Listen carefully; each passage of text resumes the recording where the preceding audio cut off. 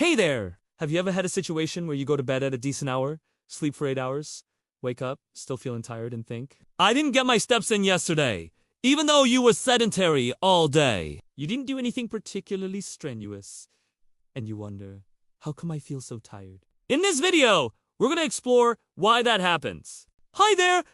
I'm a doctor! I'm an emergency room doctor who treats everything from COVID to gunshot wounds, burns, you name it. This video series is created to help answer some of your medical questions and the questions that are commonly asked by patients. If you find this video helpful, please do me a favor and subscribe. So let us talk about why you might be having a situation where you have a normal amount of sleep, but still feel tired. The first thing I want to rule out is if you actually slept for 8 hours. It's not quite as easy as just going to bed and waking up. If you go to bed at 10 p.m. and wake up at 6 a.m., that's 8 hours of sleep. But what if you spend 2 of those 8 hours kicking and screaming, thrashing around, and your body is still in fight or flight mode? Those aren't good quality sleep hours. In order for you to get a full night's rest, you need 4 distinct stages of sleep. Stage 1, Stage 2, Stage 3, and then REM sleep. Your body cycles through these stages every 90 minutes, and you can complete 4 to 5 cycles a night. Stage 1 is when you're drifting off to sleep, you're easily awakened. Stage 2 is when your heart rate slows down, your breathing becomes more regular, your muscles relax. This is a good part of sleep. Stage 3 is also called deep sleep. This is when your body repairs tissue, synthesizes proteins, restores energy. This is very restorative sleep.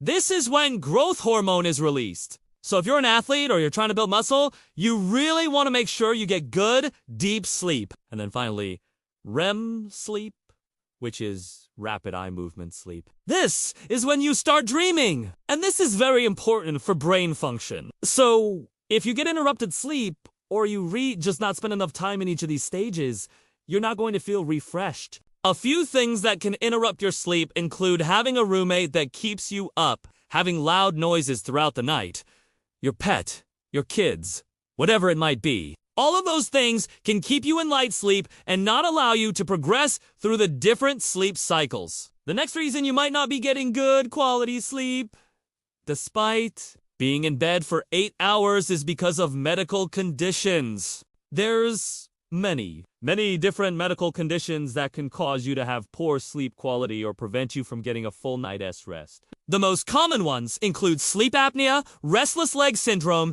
and periodic limb movement disorder. With sleep apnea, people will stop breathing multiple times throughout the night. With restless leg syndrome, you have an urge to move your legs, often accompanied with uncomfortable sensations. Periodic limb movement disorder is where you have involuntary kicking of the legs while you're asleep. Other causes of poor sleep can include chronic pain, acid reflux, gastrointestinal problems like irritable bowel disease, anxiety, depression, and post-traumatic stress disorder. Also, allergies and asthma can cause you to not get a restful sleep. Next, you could be taking certain medications that can affect your sleep. Some of these medications include antidepressants, stimulants like Adderall, corticosteroids, and blood pressure medications. And last, caffeine and alcohol can also affect your sleep. Now, I know many of you are thinking, well, I drink a couple cups of coffee a day and I have no problem sleeping. But what you're probably doing is compensating. You're going to bed earlier, you're staying in bed longer, and even if you're not doing that, you might be getting a better quality sleep despite drinking that coffee. But everyone compensates differently. So what can you do if you reach someone who has poor sleep quality, or you've gone to bed early, you've stayed in bed longer, and you're still not getting your sleep in? 1. Start keeping a sleep journal. Keeping track of when you go to bed, how long you stay in bed, and how many interruptions you have can help you identify patterns and pinpoint exactly what might be causing the interruptions. So if you have a roommate, maybe they're coming in late, you can address that. If you're finding you have a lot of interruptions due to having to use the bathroom, maybe that's something else you can address. But keeping a sleep journal can be really helpful. 2. Try and maintain a consistent sleep schedule. Try going to bed at the same time every night and waking up at the same time every morning. Now, I know on the weekends you might want to sleep in, but try to limit that extra sleep to 1 hour max. You don't want to sleep in any longer than that. because it can make it harder to get up the next day and get back on your sleep cycle. Next, make sure your bedroom is dark, quiet, cool, and well ventilated. If you're struggling with sleep apnea, you may need to consider using a CPAP machine. If you're struggling with restless leg syndrome or periodic limb movement disorder, there's a number of medications that can be helpful for that. So definitely work with your primary care doctor to figure out the best treatment plan for you.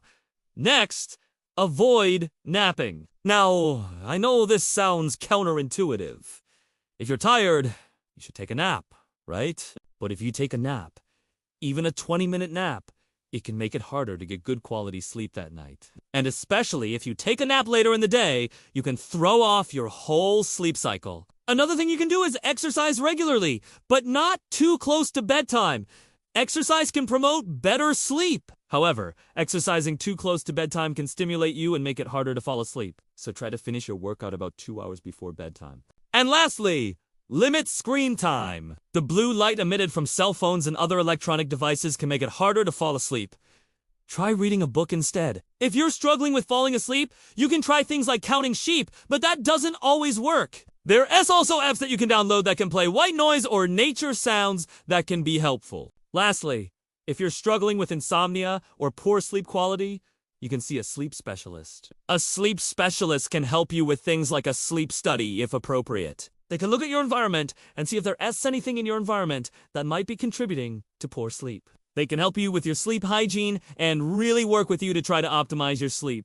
Alright, hopefully this was helpful. Please do me a favor and subscribe. Also, I want to hear from you. Have you ever had a situation where you slept for a long time but still felt tired? What did you do to improve your sleep? Comment below. I'd love to hear from you. Thanks again for watching. Take care!